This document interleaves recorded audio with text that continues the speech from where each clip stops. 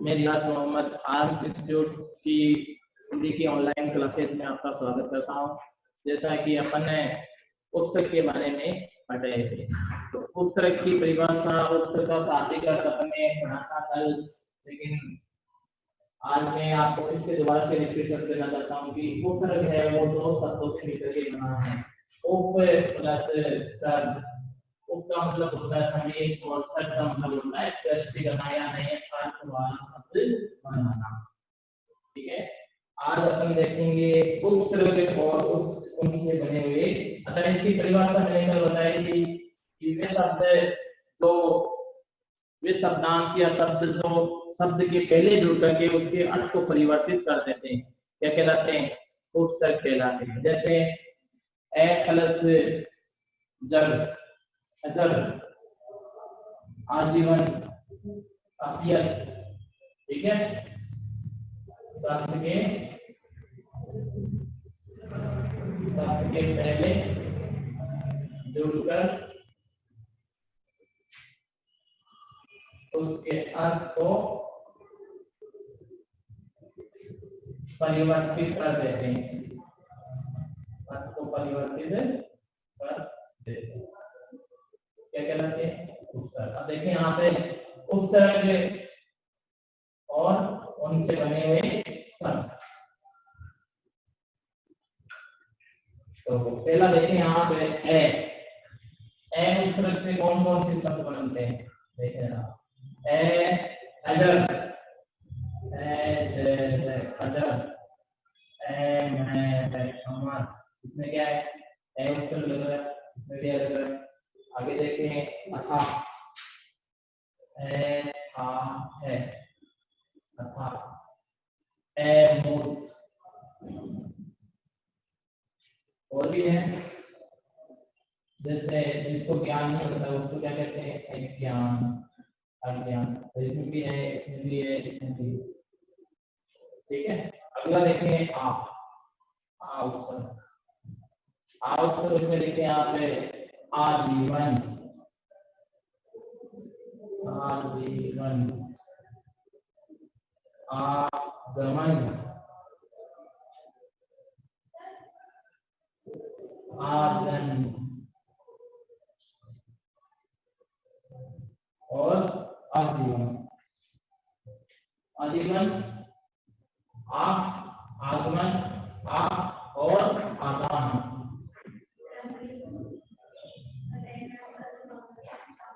अगला देखिए यहाँ पे अन उपसर्ग। अन में जो पढ़ा लिखा हुआ नहीं होता उसको अपन क्या कहते हैं? अनपढ़, अनपढ़। और जिसको अपन जानते हैं उसको क्या कहते हैं? अनजान, अन। और देखिए यहाँ पे अनगिनत,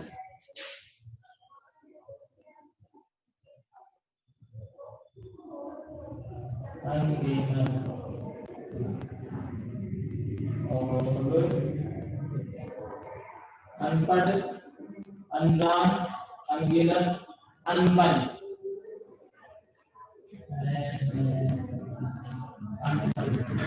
इनमें क्या लगा है? अन, ए आ और अन। अब देखिए यहाँ पे अनुपसर्ग। अनु में अनुज,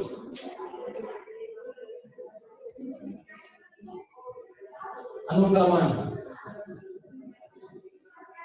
अनुगमन, अनुकरण,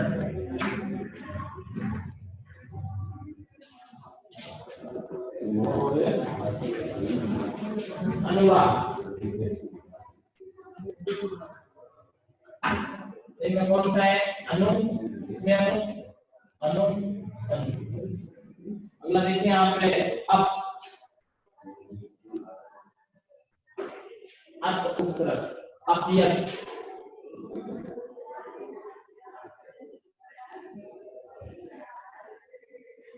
अपमान,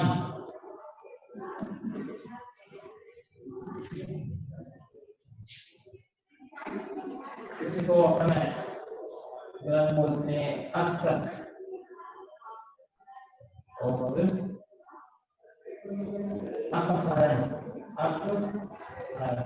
अभी में देखिए आप कौन सा उत्तर लगा हुआ है, अभ्यस में, अपमान में, अपशब्द में, अपहरण में। अगला देखें उपसर्ग। उप में क्या आएगा, उपग्रह, उपग्रह,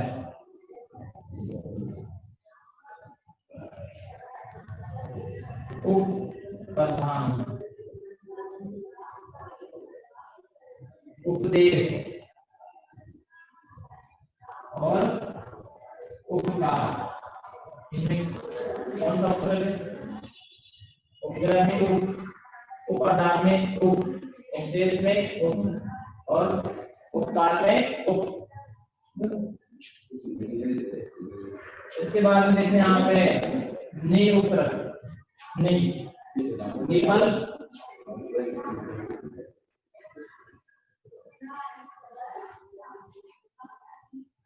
निडर, निवेदन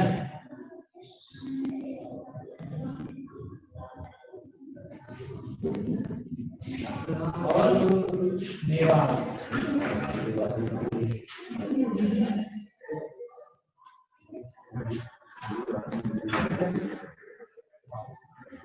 अगला देखिए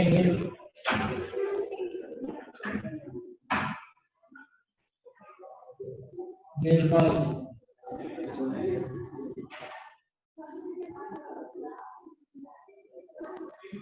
निर्भय,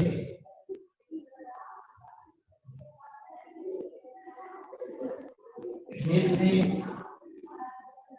निर्मल, निर्वासन।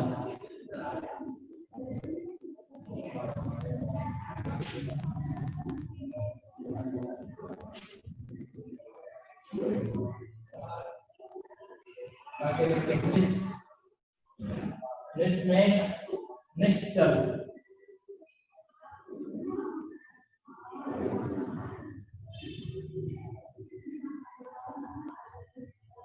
निश्चल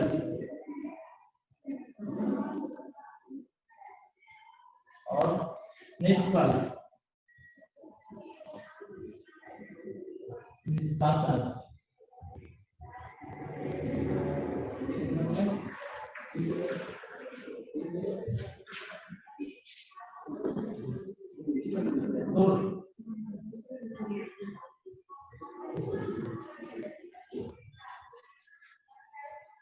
दुर्गम,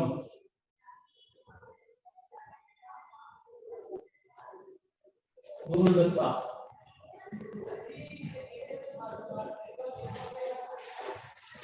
दुराचार और दुरुपयोग। अगला उत्तर देखें यहाँ पे दुष्कर,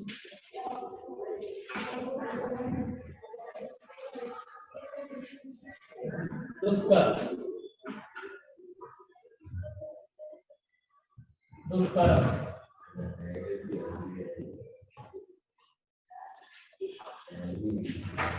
दुष्प्रथा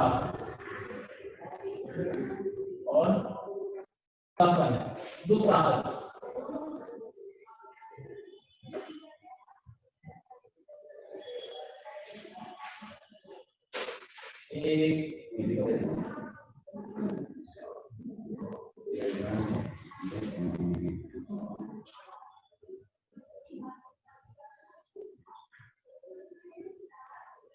देखिए यहाँ पे अपन ने ए उपसर्ग के और उसके उदाहरण अजर, अनस, अथा, अमूल और अज्ञान।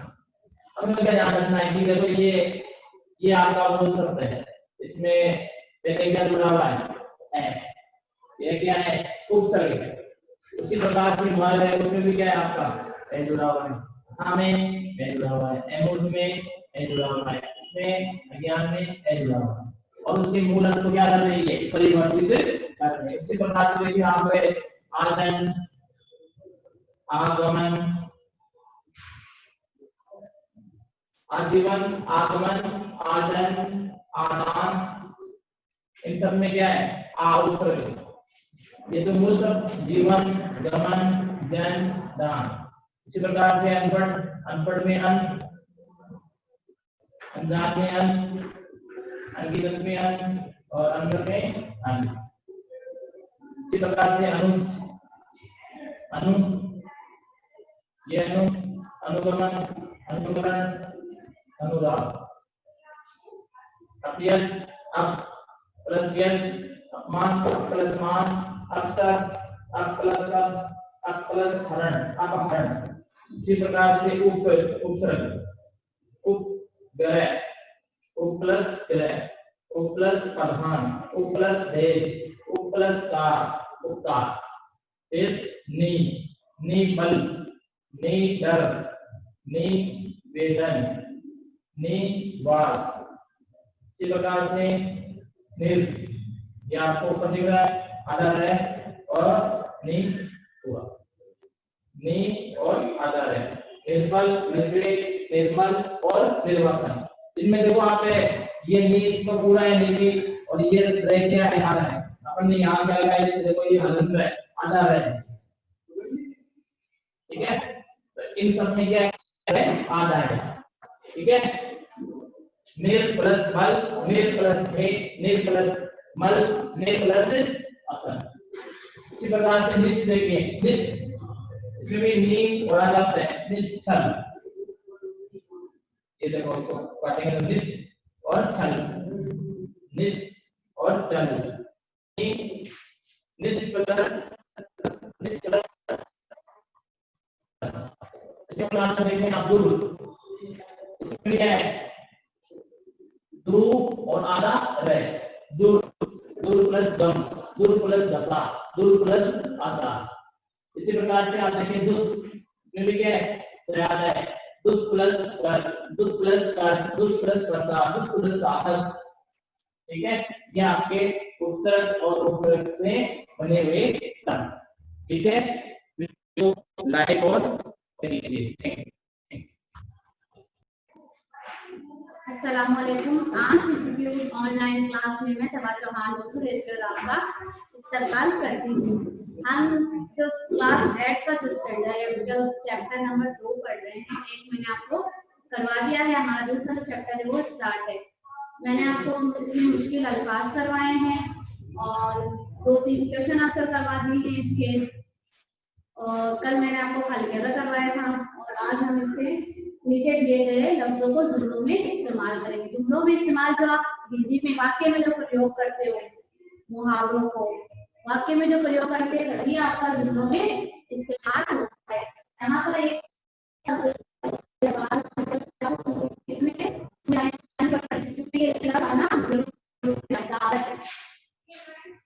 तो इसमें आ जाएगा बिलाल, सौदागर ने नासिरुद्दीन को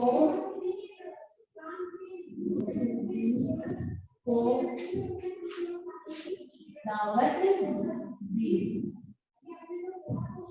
जानिए जो दावत को लफ्ज है यहाँ, ये इससे क्या है? ये लफ्ज यहाँ आना ही चाहिए। जहाँ हम लफ्जों जुमलों में इस्तेमाल कर रहे हैं वहाँ पर ये लफ्ज हमारा इस लाइन में आना ही चाहिए। फिर है मेजबान, तो आप इससे बनाओगे लाइन नासिरुद्दीन को ना तो उसके दोस्तों ने पूछा, उसके दोस्तों ने पूछा, और ना ही मेजबान ने। मेजबान कौन था? मेजबान ने। तो यहाँ जो ये लफ्ज है मेजबान ये आ गया है। तो उसके दोस्तों ने पूछा और ना मेजबान यानी बिलाल सौदागर ने पूछा, क्योंकि मेजबान वही था दावत देने वाला। फिर महफिल, तो यहाँ पर देखो सारी महफिल शर्मिंदा, शर्मिंदा हो गई। या आप ऐसे भी कर सकते हो कि नासिरुद्दीन की बात सुनकर सारी महफिल शर्मिंदा हो गई। उम्दा, दस्तरखान पर उम्दा पकवान पेश किए गए या पकवान रखे गए।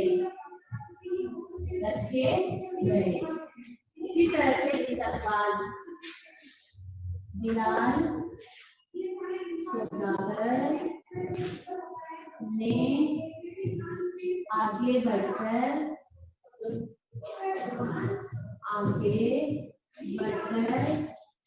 नासिरुद्दीन का इस्तकबाल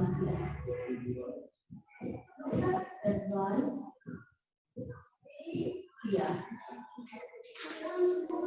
ये मैंने आपको आज नीचे दिए गए लफ्जों को जुमलों में इस्तेमाल करना बताया है। इसमें मैंने कुछ अल्फाज इसमें दिए गए आपके चैप्टर से रिलेटेड है, दावत, मेजबान, महफिल और इस्तकबाल। इन्हीं लफ्जों से हमें क्या बनाना है, इन्हीं लफ्जों को हमें जुमलों में इस्तेमाल करना बताना है। तो मैंने आपको जुमलों में इस्तेमाल करना बता दिया है, लेकिन जो जहाँ भी हम कोई जुमलों में इस्तेमाल कर रहे हैं उसमें ये जो अल्फाज के वो आना चाहिए।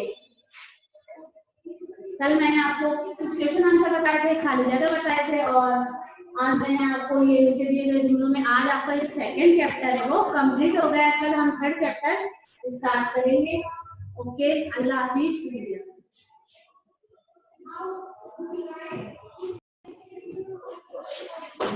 अस्सलाम वालेकुम, मैं मोहम्मद इमरान तवर आर्म्स ऑनलाइन क्लास में आपका स्वागत करता हूँ।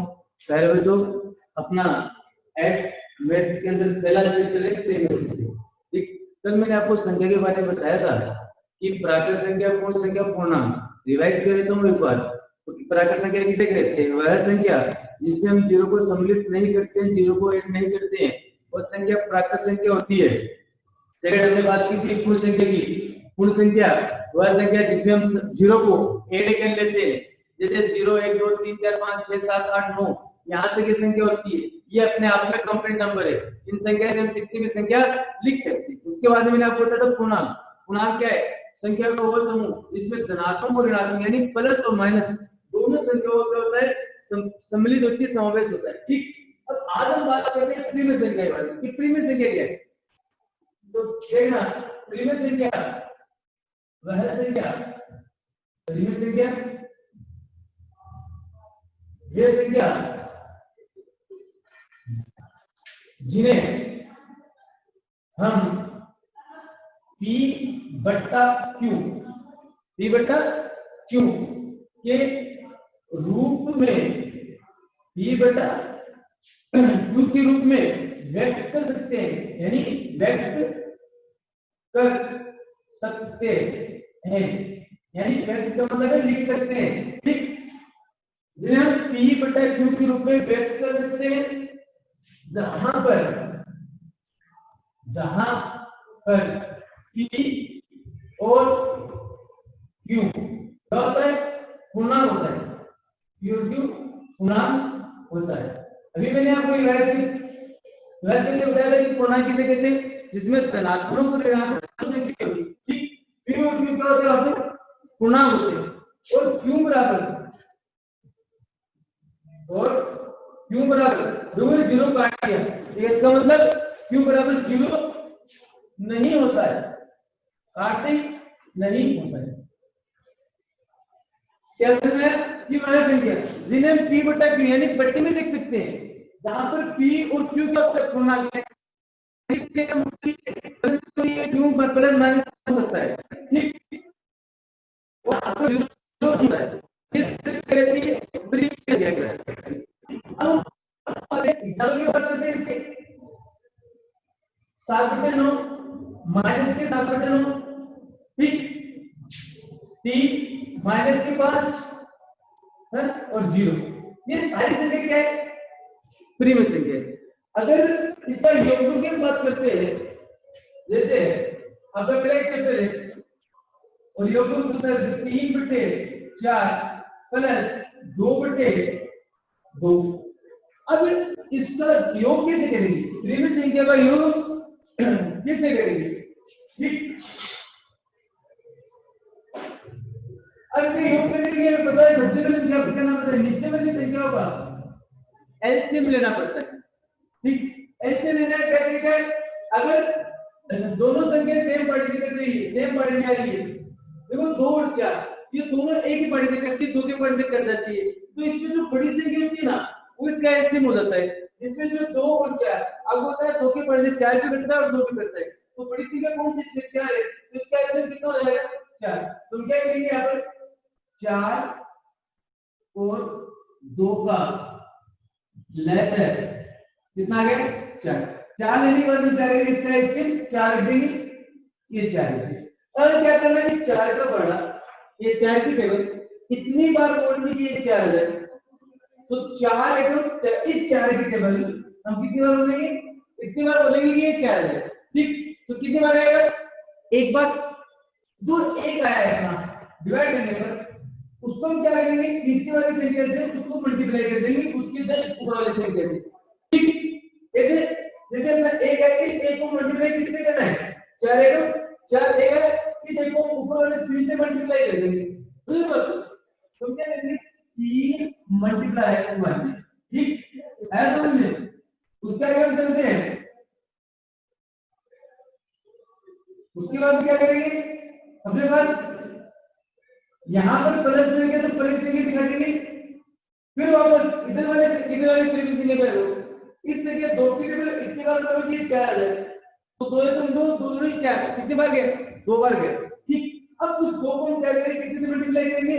ऊपर वाले 2 से, ऊपर वाले 2 से, तो 2 मल्टीप्लाई 2।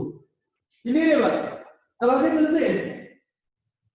3 मल्टीप्लाई 1 आ रहा है, 3 गुणा 1 आ रहा है, तो जाहिर सी बात है 3 को 1 से गुणा करना पड़ेगा अपने को, तो 3 को 1 से गुणा किया अपने पास कितना आएगा? 3 आ गया।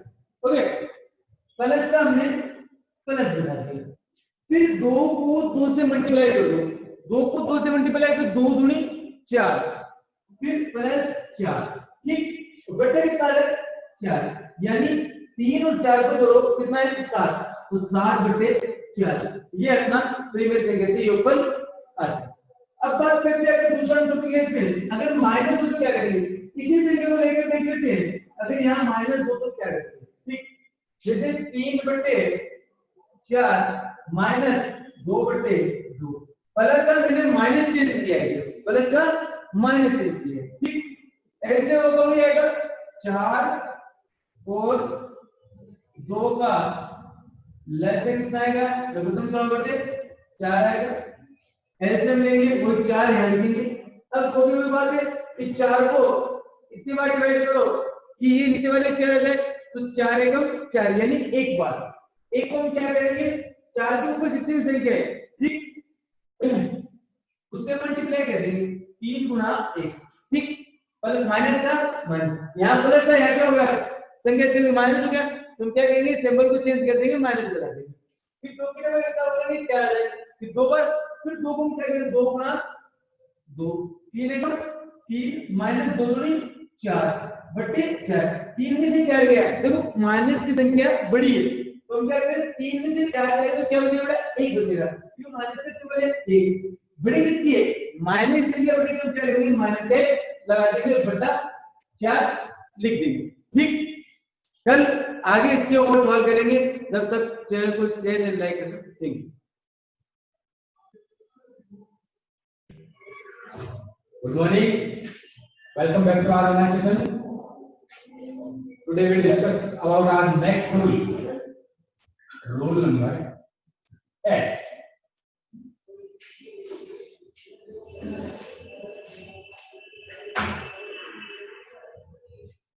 Rule number 8. See or say river, desert,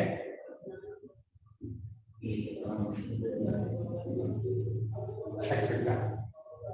इससे पहले हम अंडरस्टैंड कर लेंगे आर्टिकल देखा यू टेस्ट। ठीक है, एग्जांपल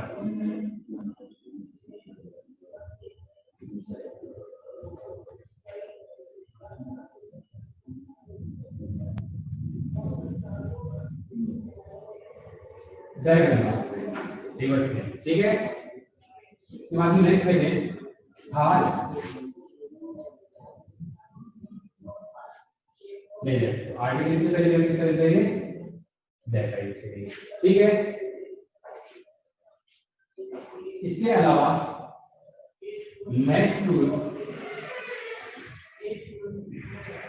हम देखें कि दो आर्टिकल किससे जुड़े हैं, एंड से, सॉरी दो नाउन किससे जुड़े हैं, एंड से, और उसके बाद में नेक्स्ट हमें जो वर्ब है वो प्लूरल देखने को मिले, इसमें हम हमेशा किसका यूज करेंगे, आर्टिकल द का यूज करेंगे, ठीक है। ध्यान रखना नाउन नाउन, ठीक है। उससे पहले हम करें और उसके बाद में जो वर्ब है वो आपको देखने कैसी, प्लूरल, ठीक है। उसमें हम हमेशा यूज करेंगे किसका, आर्टिकल द का, ठीक है। दोनों से पहले हम किसका यूज करेंगे, आर्टिकल द का।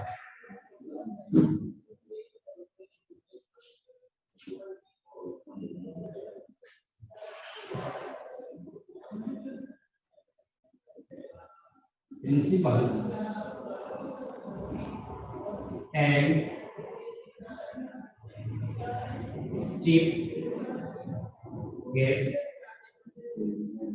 have arrived, खाली जगह खाली, ठीक है। यहाँ पर आपको ध्यान रखना है कि जो हेल्पिंग वर्ब है वो कैसी हो, प्लूरल, ठीक है। वर्ब कैसी हो, प्लूरल हेल्पिंग वर्ब हो। उससे पहले अगर आपको खाली जगह मिले तो जो भी आएगा आर्टिकल द का यूज, ठीक है। इसके जस्ट अपोजिट हम बात करते हैं कि अगर हेल्पिंग वर्ब आपको सिंगुलर मिल जाए, जैसे एग्जांपल के लिए मैं लिख रहा हूं,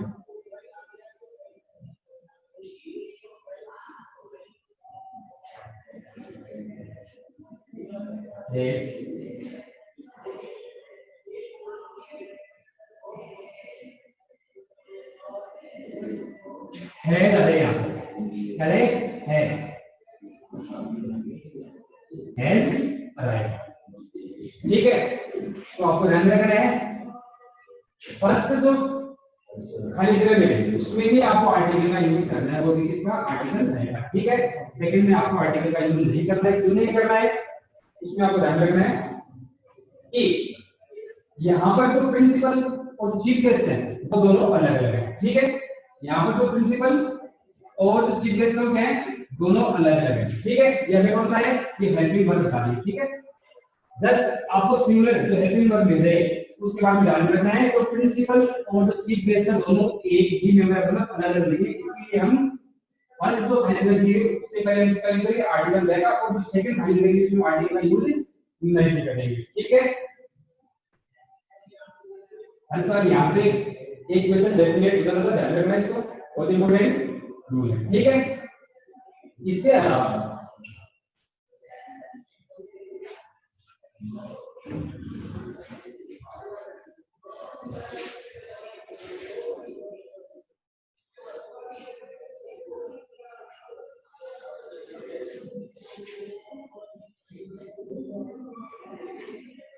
next rule number 10,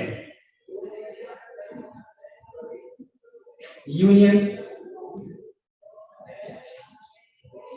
United and Republic.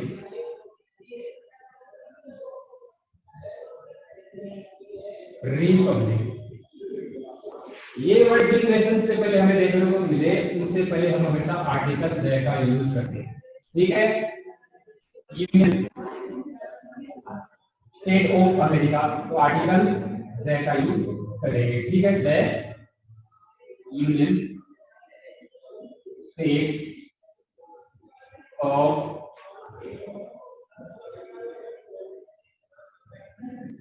America, ठीक है। जैसे हम डायरेक्टली इंडिया लिख रहे हैं तो उसके पहले हम आर्टिकल द का यूज नहीं करेंगे, और उससे पहले हम लिख रहे हैं रिपब्लिक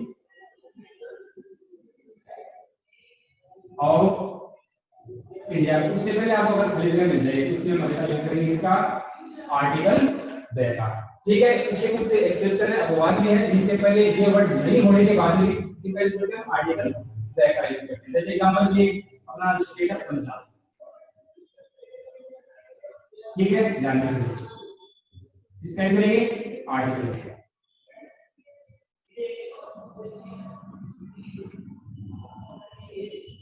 ये इंपॉर्टेंट, ठीक है। इसके अलावा नीदरलैंड, इसके बाद में नीदरलैंड, ठीक है। ये तीनों वर्ड नहीं होने के बाद में किस तरह करते हैं, आर्टिकल द का यूज करते हैं, ठीक है। सूडान, आर्टिकल द का यूज होगा, ठीक है। ये कुछ अपवाद जी को आपको अलग से ध्यान में रखना है, ठीक है। ये तीन रूल जो मैंने आपको बताए इनके बारे में आपको थोड़ा जो फिर से वो रिवाइज करना है, और नेक्स्ट क्लास में फिर से इनके बारे में जो नए रूल है उनके बारे में डिस्कस करेंगे। तब तक के लिए चैनल को like, subscribe and share. Thanks. Comment of good morning, welcome back to our online session. Last session we discussed about our Rajasthan general introduction. Next we discuss about our seasons. Firstly, general introduction in Rajasthan geographical conditions are divided into 4 parts. First, third is second, Aravalli Mountain,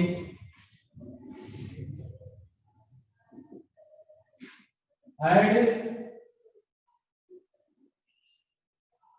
south, eastern, plateau, fourth, eastern plains.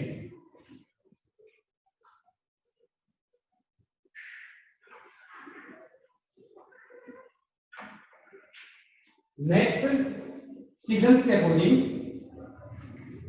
dividation of our climate. First,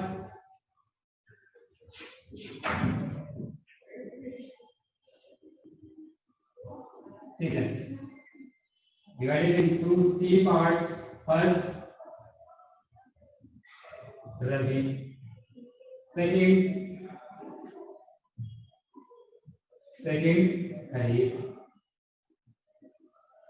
Third, Zaid.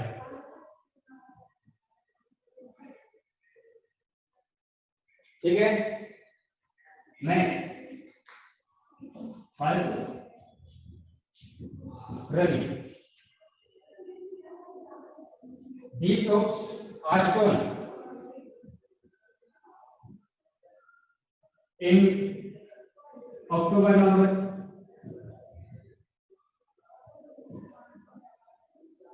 and harvesting in March, April. Example, wheat, gram. Next, kharif.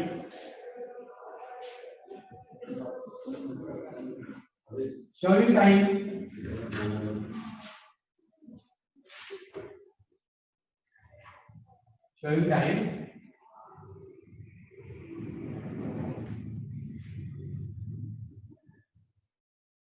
May, June, and harvesting time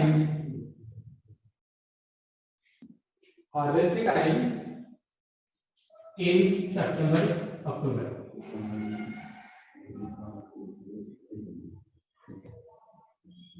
Example,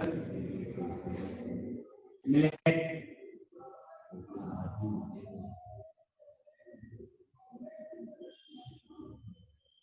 groundnut,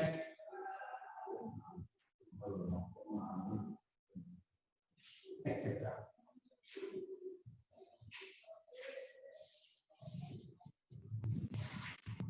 Next,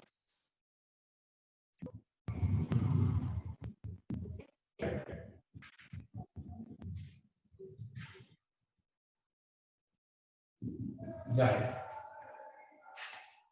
harvesting and soil health,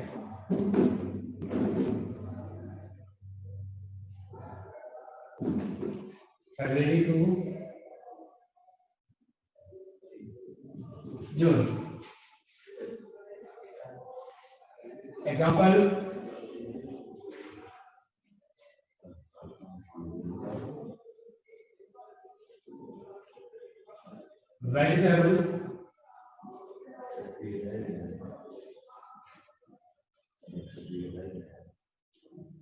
vegetable, and fruits.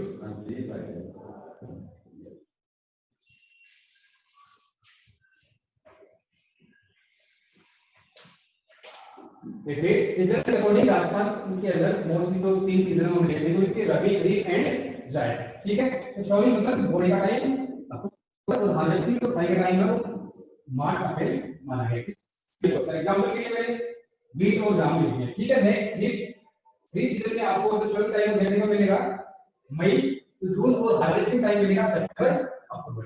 ठीक है, सितंबर अक्टूबर। Next example मे ground, next जायद लो to June. ठीक है, sorry और harvesting time. Next हम बात करें इसके एग्जांपल के, तो वेजिटेबल्स एंड फ्रूट्स है उसमें डिटेल किए जाते हैं। ठीक है, तो नेक्स्ट वीडियो में नया टॉपिक इससे देखेंगे। चैनल को like subscribe, thanks. Hello good morning students, में आपका स्वागत है। हम बात कर रहे हैं धातु और धातु। धातु किसे कहते हैं, धातु किसे कहते हैं। तो आप सामान्य से जानते हैं कि धातु कैसे होते हैं और धातु कैसे होते हैं। तो देखो धातु जो होते हैं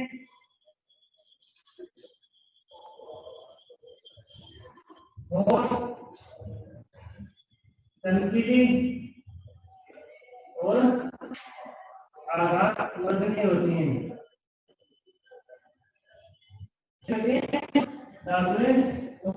चमकीली और आघात होती है।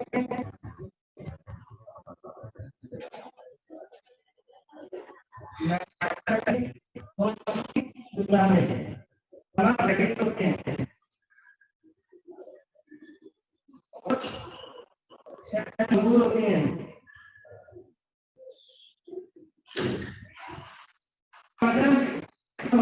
से टुकड़े छोटे छोटे टुकड़ों में दालों बन सकती है, उसका तो धातु और धातु में अंतर। आप जैसे देखते हैं धातु में होते हैं लोहा, एल्यूमिनियम,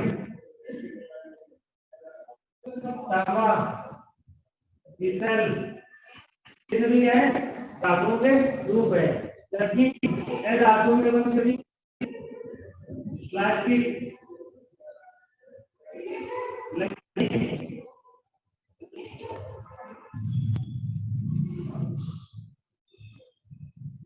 रबर, ये सभी है ये धातु में होती है। जिन्हें आप चोट मारोगे तो भी वो आवाज नहीं करती है, वो क्या धातु होती है आवाज उत्पन्न करती नहीं। वो धातु में क्या है आवाज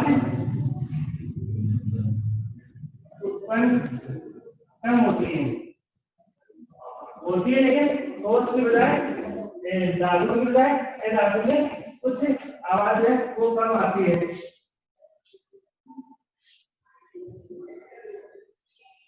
में आगे चलते हैं उनके भौतिक गुण, धातुओं के भौतिक गुण।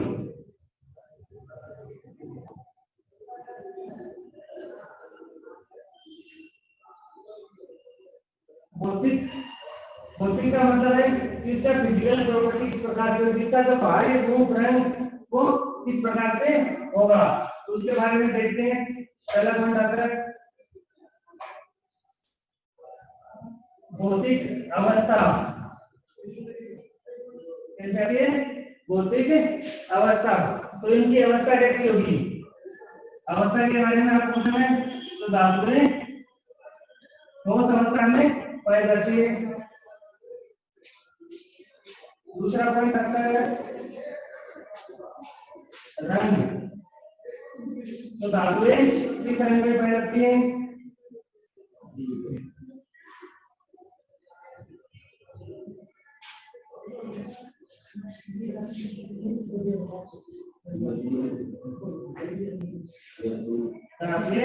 तब्दीली पाई जाती है।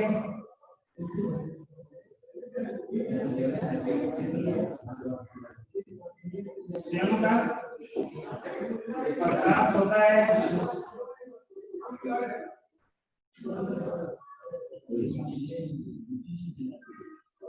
कठोरता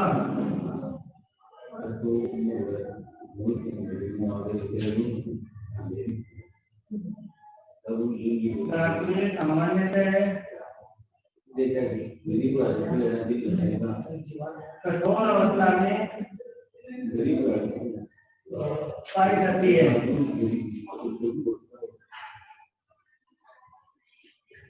धातुएं कैसे होती है? ठोस अवस्था में या कठोर अवस्था में पाई जाती है। उसके बाद में आते हैं लवणिकता।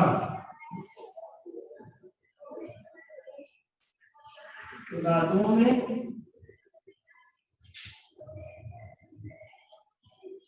लवणी उत्पन्न होती है।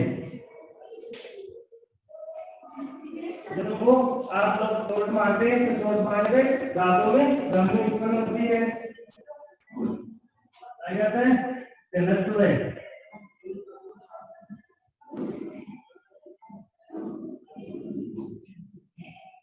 धातुओं का घनत्व ज्यादा होता है।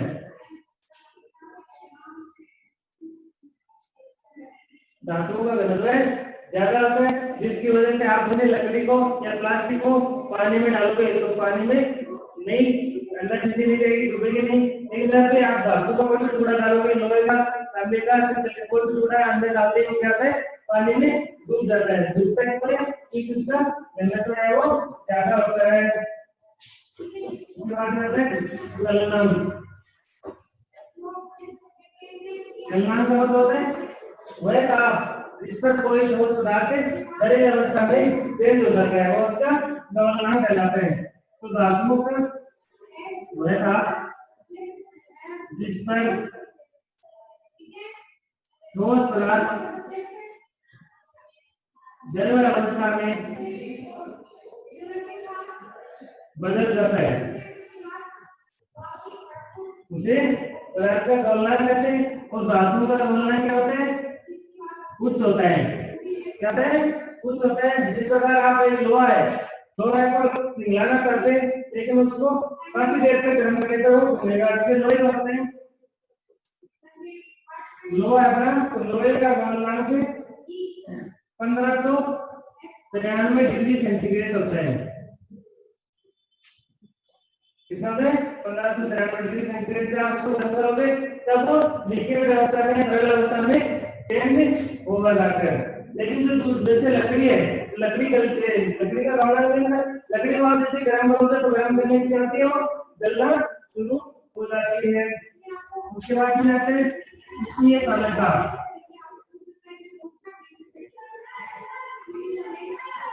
कहते हैं विद्युत चालकता।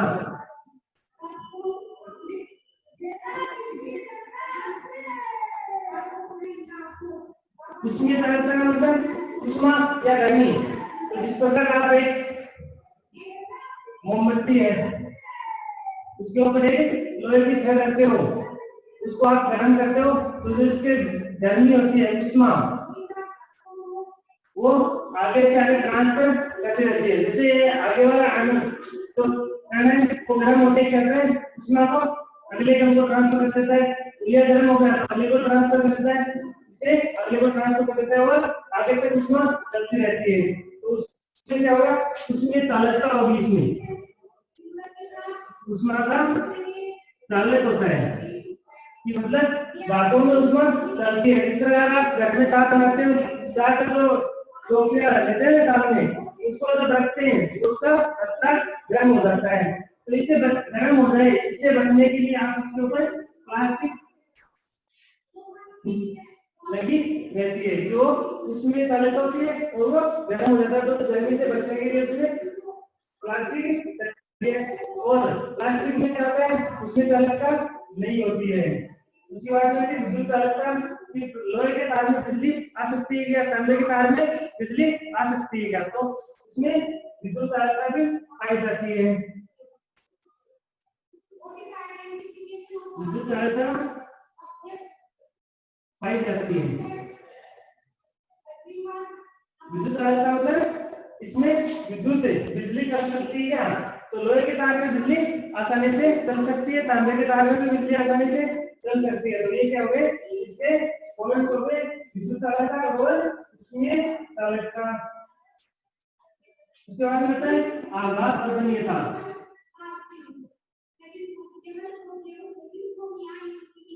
आघात वर्धनीयता का मतलब, आघात का मतलब चोट मारना, तो वर्धन का मतलब होता है बढ़ना। तो चोट मारने के लोहा को बना के बनाया जा सकता है।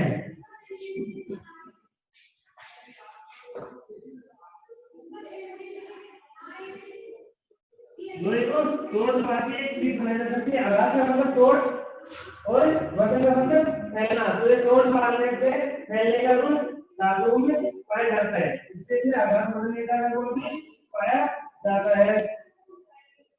अब आगे आता है तन्यता।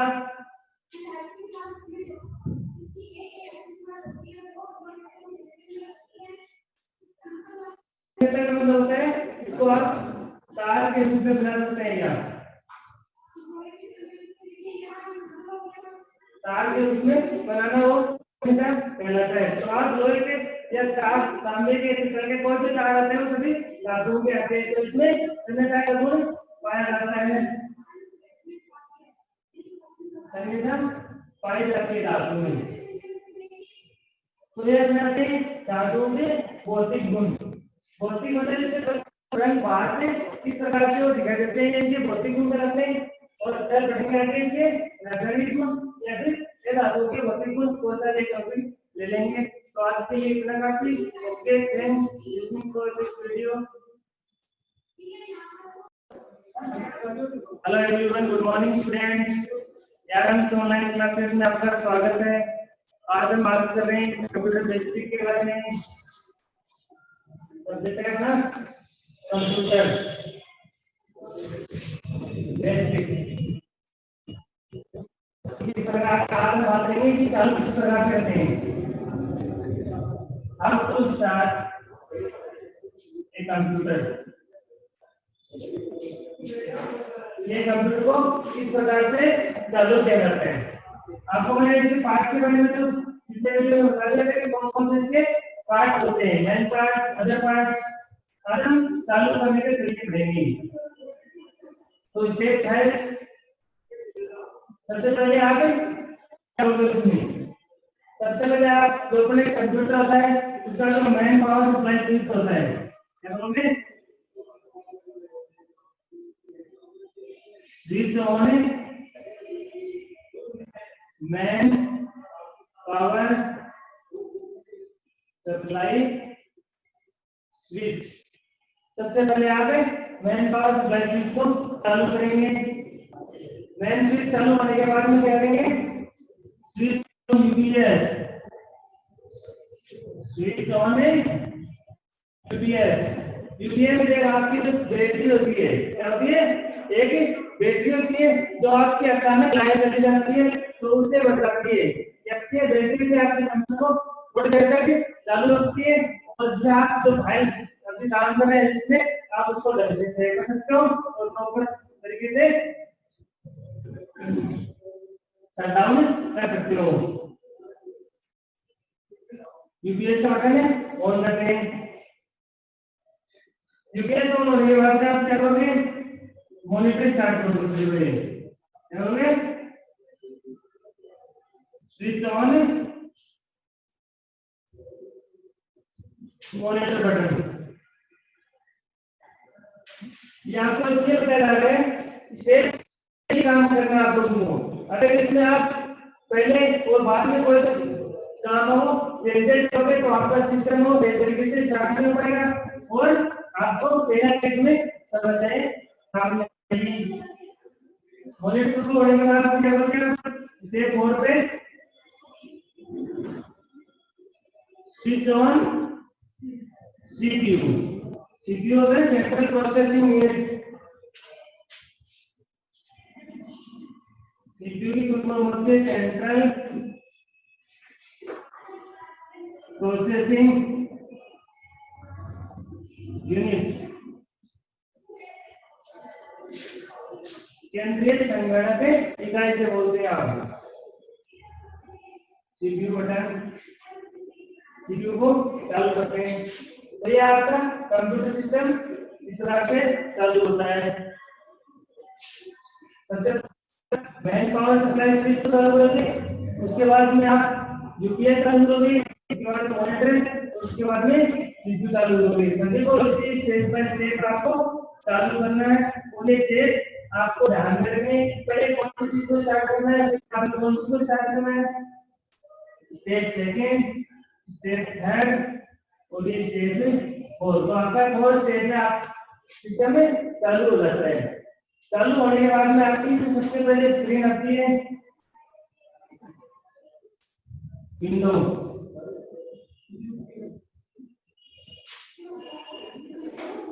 जिसे आप कहते हो डेस्कटॉप। चालू हो गया आपके सामने डेस्कटॉप। अगर आप इसका काम करते हो तो इस स्क्रीन के नीचे सबसे पहले स्टार्ट होता है। और क्या करते हैं इसमें फाइल होते हैं, फोल्डर्स होते हैं और आइकन्स होते हैं। ये आपको इसके स्क्रीन के ऊपर दिखाई देते हैं।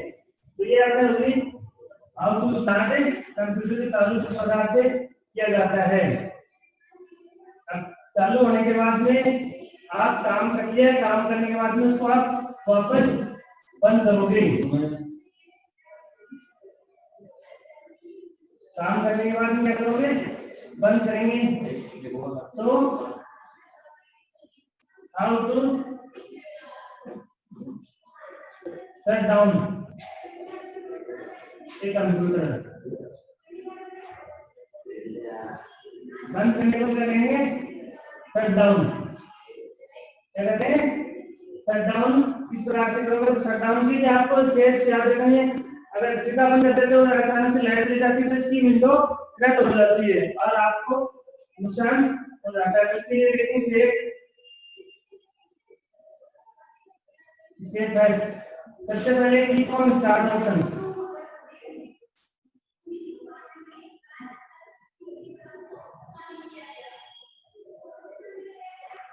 सबसे पहले click on start option. Start option कहां पे है? आपकी जो विंडो की जो स्क्रीन दिख रहा है ना, ठीक है, इस कॉर्नर में आता है। इसके ऊपर स्टार्ट से क्लिक करेंगे सबसे पहले। स्टेप सेकंड, स्टार्ट पे क्लिक करते ही आपके सामने एक लिस्ट निकलती है। लिस्ट में आपको क्लिक करना है।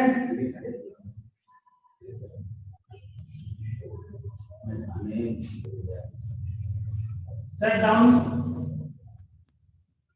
ऑप्शन लिस्ट निकलेगी। स्टार्ट पे क्लिक करते ही उसमें आपको बहुत सारे नाम मिलेंगे और इसके पास में आपका एक शट डाउन नाम का ऑप्शन मिलेगा। शट डाउन ऑप्शन मिलेगा। शट डाउन पे क्लिक करते ही क्या हो गया? आपका सिस्टम वो बंद होना शुरू हो जाएगा। तो सिस्टम बंद होता है उतनी देर आपको कुछ नहीं करना है। इस प्रक्रिया को थोड़ी देर चलने देना है। क्यों चलने देना है? इस प्रकार से आप अपनी छुट्टी होती है आपकी, तो छुट्टी होती है आप सीधे बजे उठ के चले जाते हो। जाने से पहले आप क्या करते हो कि अपना पहले नोटबुक बंद करते हो, बुक बंद करते हो, उसके बाद में उसको प्रॉपर तरीके से बैग में सेट करते हो। तो वैसे ही ये कंप्यूटर सिस्टम भी अपनी जो फाइलें खुली हुई थी आपकी पहले से, उन फाइलों को क्या करता है? पहले बंद करता है, सेव करता है, फिर उनको अपने अपने स्थान पे प्रॉपरली सेट करता है। उसके बाद में वो बंद होता है। तो उसे आपको करना है ये थोड़ी देर शट डाउन फिल करने के बाद में आपको वेट करना है। शटडाउन में क्या करते हैं, आपके मॉनिटर बंद हो जाएगा और सीपीयू दोनों बंद हो जाएंगे। सीपीयू और मॉनिटर दोनों क्या हो जाएंगे, इस टाइम पीरियड के दौरान दोनों बंद हो जाएंगे। तो दोनों बंद होने के बाद में आपको क्या करना है, स्विच ऑफ यूपीएस। यूपीएस का बटन था उसको आपको बंद करना है, क्योंकि ये दो बटन ऑटोमेटिक बंद हो गए आपके। इसको बंद करने की जरूरत नहीं है। मॉनिटर का बंद करते हैं, मॉनिटर आप बंद कर सकते हैं। यहाँ पे स्विच ऑफ है, मॉनिटर